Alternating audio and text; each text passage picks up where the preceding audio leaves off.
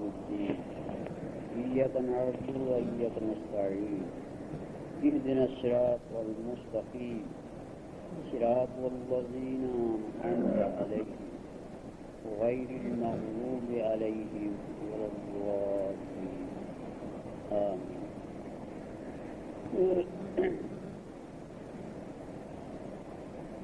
ارے عزیز دوست یہ جو کا میں نے پڑھی ہے آپ سب جانتے ہیں کہ یہ ہر نماز کی ہر رکعت میں پڑھی جائے، فرض نماز ہو، واجب ہو، سنت ہو، نفل ہو، ایزان کی ہو، خطوط کی ہو، کوئی بھی نماز ہو، سب نمازوں میں یہ صورت پڑھی جاتی ہے اور ہر رکعت میں پڑھی جاتی ہے۔ آن میں تو بہت سی آتے ہیں، لیکن اللہ تعالیٰ نے اس صورت کو منتخب فرمایا کہ اس کو ہر نماز میں ہر رکعت میں پڑھیں۔ اس سے اس صورت کی عظمت معلوم ہوتی ہے کہ یہ کتنی عظیم صورت ہے کہ سب صورتوں کو چھوڑ کر اس صورت کو منتخب کیا گیا کہ اس صورت کو ہر نماز میں پڑھیں، ہر رکعت میں پڑھیں۔ اصل بات یہ ہے کہ اللہ تعالیٰ نے ہم پر بے حساب نعمتیں عطا فرمائی، بے حساب نعمتیں عطا فرمائی جن کو ہم کہہ نہیں سکتے۔ ان نعمتوں میں دو نعمتیں بہت عظیم نعمتیں، ایک ایمان کی نعمت اور اس کے بعد تقویٰ کی نعمت۔ تقویٰ اور توکل ایمان کے بعد۔ ایمان کی نعمت سب سے پہلی نعمت ہے، سب سے عظیم نعمت ہے، اس کے بعد تقویٰ اور توکل۔ جس کو یہ تین نعمتیں مل گئی وہ کامیاب ہے۔ ایمان کی نعمت مل گئی، تقویٰ کی نعمت مل گئی اور توکل کی نعمت مل گئی، وہ کامیاب ہے۔ تو الحمدللہ ایمان کی نعمت جس نے کلمہ پڑھا تو ادا ہو گئی۔ ایمان والوں کو اللہ تعالیٰ نے بار بار سے دوسری نعمتوں کی تصویر دکھائی، یا الذین آمنوا اتقوا اللہ، اور اس نعمت کو حاصل کرنے کے لیے کئی طریقے آسان سے آسان چیز میں فرما دی تاکہ ہمارے بندے پر دشواری نہ رہے۔ کیونکہ فتوے سے فرمایا کہ ہماری بارگاہ میں اگر کوئی عزت حاصل کرنا چاہتا ہے، کوئی معزز بننا چاہتا ہے ہماری بارگاہ میں، ہماری خصوصی رحمت کا حقدار بننا چاہتا ہے، تو وہ تقویٰ اختیار کرے۔ مال کی نہیں، اس حکومت کی نہیں، جا کی نہیں، کسی چیز کی نہیں، حسن و جمال کی نہیں، طاقت کی نہیں، تقویٰ۔ ان اکرمکم عند اللہ اتقاکم۔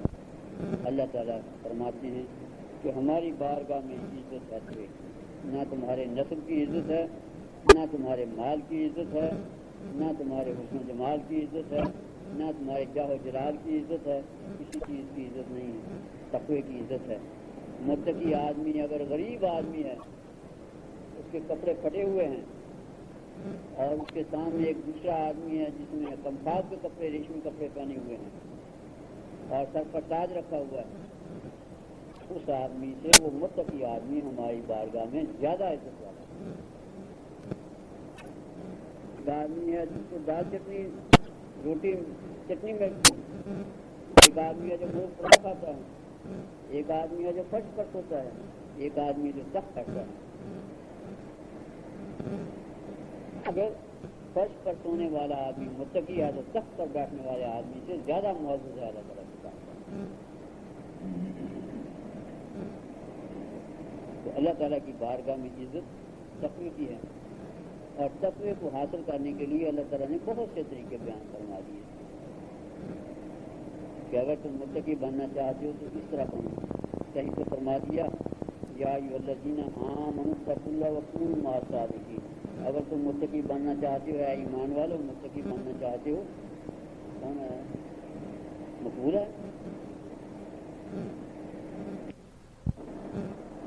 تو ہمارے جو متقی لوگ ہیں ان کے ساتھ اس کو بیٹھو، تو ان کے قلوب میں جو اتقاء کا نور ہے وہ تمہارے سینوں میں بھی آ جائے گا. جس طرح پھول سے خوشبو دماغ میں پہنچتی ہے، اسی طرح ان کے قلوب کا جو نور ہے، اتقاء کا جو نور ہے تمہارے سینوں میں بھی آ جائے گا. آسان طریقہ ہے، کوئی پیسہ خرچ نہیں، کچھ نہیں، بس ان کی صحبت میں بیٹھو، طلب لے کر بیٹھو، طلب سے بیٹھو، انشاءاللہ گھر تک جاؤ گے. تو ایک تو یہ طریقہ بتا دیا، کہیں یہ طریقہ بتا دیا یا ایھا الذین آمنوا اتقوا اللہ حق تقاته ولا تموتن الا وانتم کرو، ایسا تقویٰ کرو جیسا تقویٰ کرنے کا حق، ہم سے ایسا ڈرو جیسا ڈرنے کا حق ہماری شان کے لائق، اور تمہاری موت اس حالت میں آئے کہ تم متقی ہو. کہیں فرما دیا یا ایھا الذین آمنوا اتقوا اللہ ولتنظر نفس ما قدمت لغد واتقوا اللہ ان اللہ خبیر بما تعملون. یہ طریقہ بتا دیا. متقی بننا ہے تو سوچا کرو تم کیا کر رہے ہو، کل کے لیے کیا بھیج رہے ہو، تمہیں احساس ہوگا کہ میرے کیسے عمل اللہ تعالیٰ کی بارگاہ میں جا رہے ہیں. اور پھر یہ سوچا کرو کہ اللہ تعالیٰ کی ذات ہم کر رہے ہیں جس میں کر رہے ہیں. جب بار بار اس بات کو سوچو گے تو تمہارے دل میں خوف پیدا ہوگا، اللہ کی عظمت آئے گی.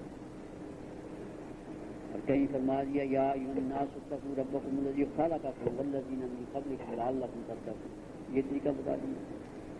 اپنی پیدائش کو غور کرو کہ تم کو ہم نے پیدا کیا، ان لوگوں کو بھی پیدا کیا جو تم سے پہلے تھے. اس خلقت میں غور کرو، اس پیدائش میں غور کرو تو تم متقی بن جاؤ گے. تو مختلف طریقے بتا دیں. اور یہ جو صورت میں نے پڑھی ہے یہ اکثیر نسخہ ہے متقی بننے کے لیے، اس میں بھی متقی بنانے کے لیے. یہ ہر رکعت میں جب اس کا اعادہ کیا جائے گا تو تم متقی بن جاؤ گے. اور کسی بات کا اور کسی آیت کا اعادے کے لیے نہیں فرمایا، اس کے لیے فرمایا ہر رکعت میں اس کو پڑھو تاکہ تم متقی بن جاؤ. اب متقی اس وقت آدمی بنے گا جب اس کا دل متقی بن جائے گا. دل متقی بن جائے گا، دل میں تقوی آ جائے گا تو اس کے باقی اعمال میں بھی تقوی آ جائے گا. آنکھ بھی متقی ہو جائے گی، زبان بھی متقی ہو جائے گی، کان بھی متقی ہو جائیں گے، ہر چیز متقی ہو جائے گی. دل متقی بنے. تو یہ جو صورت ہے اس پر آدمی اگر غور فکر کرے تو یہ اکثیر نسخہ ہے متقی بنانے. اس طرح کہ پہلے آدمی کہتا ہے الحمدللہ، الحمدللہ، کل تعریف اللہ تعالیٰ کی ذات کے لیے ہے. جو بھی تعریف کسی کی بھی تعریف کی جائے وہ بالآخر اللہ تعالیٰ کی ذات سے پہنچتی ہے کہ جو کسی وجہ سے اس کی تعریف کی جاتی ہے کہ یہ بڑا جوان مرد ہے، بڑا حسین و خوبصورت ہے، بڑا سخی ہے، بڑا شجاع ہے، بڑا علمی کمالات ہے، بڑا اس کو بڑا علم عطا کیا ہے، بڑا عارف ہے، بڑا کامل ہے. جو جس قسم کی بھی تعریف کی جائے وہ بالآخر اللہ تعالیٰ نے ہی وہ سب کمالا.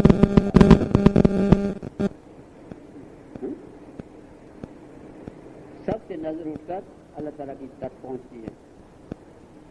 الحمدللہ کل تعریف، جو بھی تم تعریف کرو، جس کی بھی تم تعریف کرو وہ سب اللہ تعالیٰ کی کہ باقی سب تم محتاج ہیں، وہ غنی ہیں، وہ مغنی ہیں، وہ دینے والے ہیں.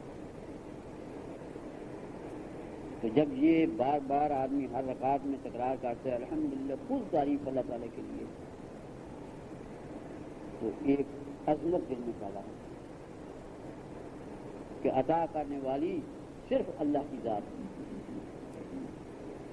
پھر رب العالمین، وہ اللہ رب العالمین ہے، پرورش کرنے والے ہیں کل جہانوں کے، ہمارے بھی اور کل جہانوں کے پرورش کرنے والے، پرورش کرنے والے. جب ہم تھے جب بھی ہماری پرورش کی، اب اندازہ کرو کہ ماں کے پیٹ میں کیا کیا ہوتا ہے، نہ باپ کو پتہ ہے نہ ماں کو پتہ ہے. آدمی کا کیا فعل ہے وہ آپ سب جانتے ہیں. اب اس نطفے کو خون کی شکل دینا، پھر اس کو گوشت کی شکل دینا، پھر اس میں یہ وجود ایسا باکمال وجود بنا دینا، اندازہ کیجیے، ایسی آنکھیں اس میں لگا دینا، ایسی زبان لگا دینا، ایسا ناک لگا دینا، ایسے کان لگا دینا، ایسے ہاتھ پاؤں، اور اندر جو کچھ ہے دماغ میں جو کچھ ہے یہ وہ عقل حیران ہوتی ہے کہ ایک ذرا سے میں کیا کچھ لگا دیا، کیا کچھ بنا دیا۔ نہ باپ نے بنائے نہ ماں نے بنائے، وہ تو بنانے والوں نے بنائے، جو رب العالمین انہوں نے بنائے۔ اور پھر یہ بنائی نہیں ہے بلکہ ان میں قوتیں بھی رکھ دی ہیں۔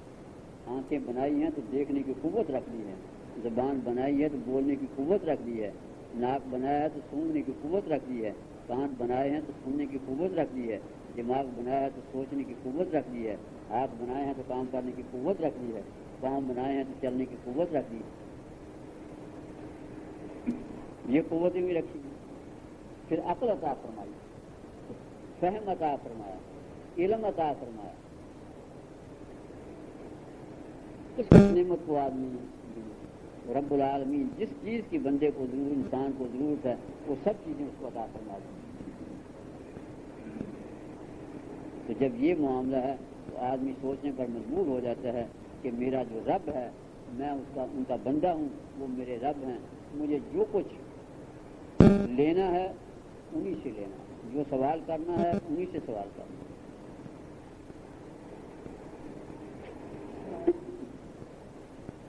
کسی دوسرے سے سوال نہیں کرنا کہ دوسرا کوئی دے نہیں سکتا، وہ رب العالمین۔ ماں کے پیٹ میں سب کچھ دیا، جب اس دنیا میں قدم رکھا تو وہی غذا پہلے ماں کھاتی تھی وہی پھر کھا رہی ہے۔ سینے میں دودھ کس نے پیدا کر دیا؟ اسی غذا سے دودھ پیدا، پہلے کیوں نہیں پیدا ہوتا؟ پہلے بھی دال روٹی دودھ گھی کھاتی تھی نا، اور اب نہیں پیدا ہوتا۔ جب بچہ اس دنیا میں آیا تو سینے میں دودھ پیدا کر دیا، اسی غذا سے دودھ بنا دیا، اسی غذا سے خون بنا ہے، اسی غذا سے دودھ بنا، اور پھر دودھ پینا بھی سکھا دیا۔ بتائیے، ماں نے تو نہیں سکھایا۔ چسکی لینا پینا یہ اللہ پاک نے سکھایا۔ تو یہ تربیت ساتھ کے ساتھ ہو رہی ہے، رب العالمین ہے، رب ہے، پرورش کرنے والے، یہ پرورش ہو رہی ہے نا۔ ماں کے پیٹ میں بھی پرورش ہو رہی تھی، اب بھی پرورش ہو رہی ہے۔ جب تک آدمی کو غذا اس قابل نہیں تھا کہ وہ ثقیل غذا ہضم کر سکتا، جب تک دودھ جاری ساری رہا، اور جب وہ غذا ہضم کرنے کے قابل ہو گیا، دودھ اور خود بند ہو گیا۔ پھر کیوں بند ہو گیا؟ چلتا رہتا، 2 سال 2.5 سال دودھ پلا، آج تو خشک ہو گیا کہ اب اس کے لیے اب دوسری غذا کا انتظام رب العالمین۔ تو جب یہ کہ آدمی بار بار ہر رکعت میں یہ تکرار کرتا ہے الحمدللہ رب العالمین، تو اس کی توجہ تمام طرف سے ہٹ کر اللہ تعالیٰ کی ذات ہو جاتی ہے۔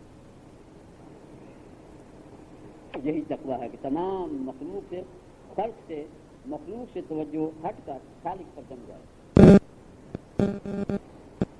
رب العالمین۔